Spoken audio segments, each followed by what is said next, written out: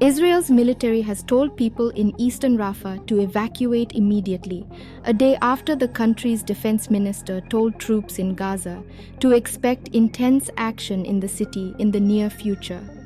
The current evacuation impacts about 100,000 people, the military said. Israel's bombardment of Gaza since October 7th has devastated the besieged enclave, reducing neighborhoods to rubble, and many of those seeking shelter in Rafah have been displaced multiple times.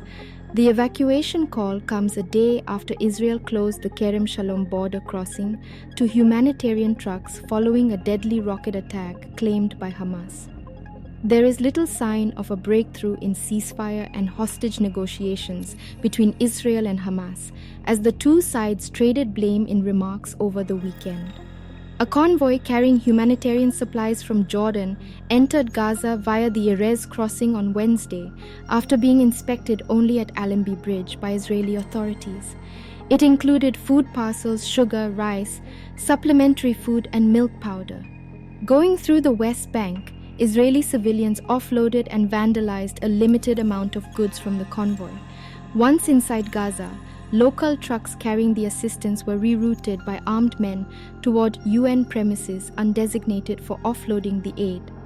The UN has clarified the misunderstanding with local authorities who reiterated their commitment to respect humanitarian assistance. As of yesterday, all trucks have reached the two designated UN premises in northern Gaza, and distribution is ongoing. In Rafah, UNICEF colleagues warn that a ground operation there would lead to catastrophe on top of catastrophe for some 600,000 children. The agency's executive director, Catherine Russell, said nearly all of the children living in Rafah are either injured, sick, malnourished, traumatized, or living with disabilities. Meanwhile, the World Health Organization reports that of the 12 hospitals in Gaza that are still partially functioning, 3 are in Rafah. WHO says those facilities will quickly become non-functional if there is a military incursion into Rafah, because it would not be safe for patients, staff, ambulance, and humanitarians to reach them when hostilities intensify nearby.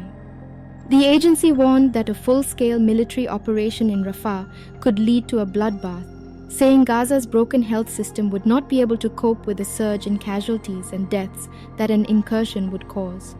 Out of all 36 hospitals in the Gaza Strip, just 1/3, 12, are partially functioning. They are overwhelmed with patients and coping with critical shortages of staff, medicines, fuel, and supplies.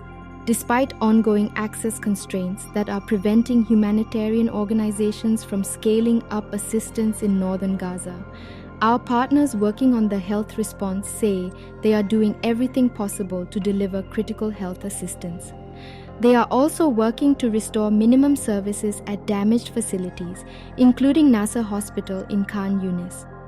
Meanwhile, there has been incremental progress in access to water and sanitation in Gaza.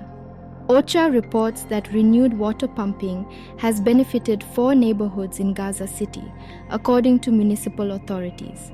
This comes after the Palestinian Water Authority announced the resumption of water pumping through the Al-Muntar water line earlier this week after 200 days of complete shutdown and extensive repairs. It is the third Israeli water line to restart operations since October and can potentially serve some 300,000 people in Gaza City.